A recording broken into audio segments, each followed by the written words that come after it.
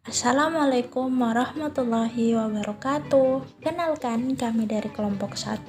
Di video kali ini berisi pembahasan mengenai istilah dan pengertian hukum adat. Disclaimer terlebih dahulu bahwa naskah video ini disusun oleh saya sendiri dan dalam risetnya dilakukan oleh kelompok 1 yang saya ketuai. Sebelum berlanjut kepada materi, saya akan memperkenalkan terlebih dahulu siapa saja sih yang tergabung dalam kelompok 1? Yang pertama ada Arif Gunawan Hamka Asi Ali. Yang kedua ada Nilda Firawati Modek. Yang ketiga ada Muhammad Didit Lapa.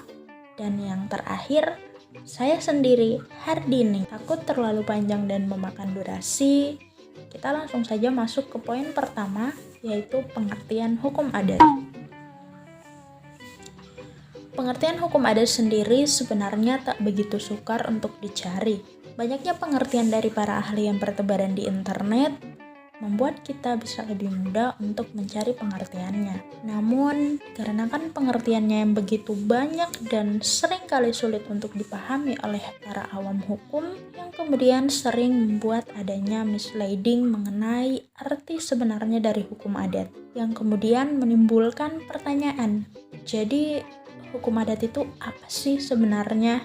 Jadi menurut Soekanto dalam bukunya yang berjudul Hukum Adat Indonesia, ia mengatakan bahwa hukum adat merupakan kompleks adat-adat yang kebanyakan tidak dibukukan, tidak dikodifikasikan, dan bersifat paksaan yang mempunyai sanksi atau akibat hukum.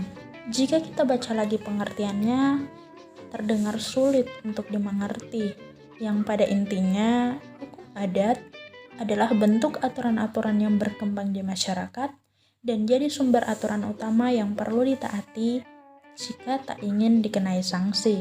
Sedangkan Van Vollenhoven, salah satu ahli hukum Hindia Belanda, mengatakan bahwa hukum adat ialah semua hukum asli, yaitu hukum yang tidak bersumber pada peraturan perundang-undangan yang dibuat oleh pemerintahan Hindia Belanda dahulu atau alat kekuasaan lainnya yang menjadi sendinya dan yang diadakan sendiri oleh kekuasaan pemerintahan, yang jika disingkat merujuk pada kebiasaan masyarakat, kebiasaan yang lama-kelamaan menjadi aturan tak tertulis, tak berasal dan tak berakar dari undang-undang yang dibuat oleh pemerintah.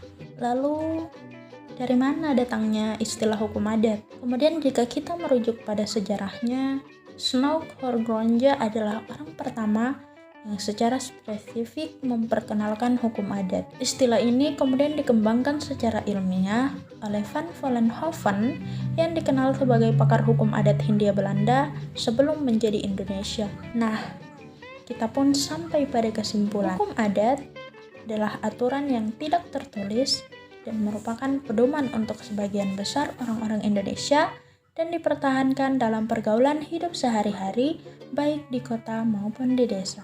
Itulah materi dari kelompok kami. Jika teman-teman ada pertanyaan, langsung ditulis di kolom komentar aja ya.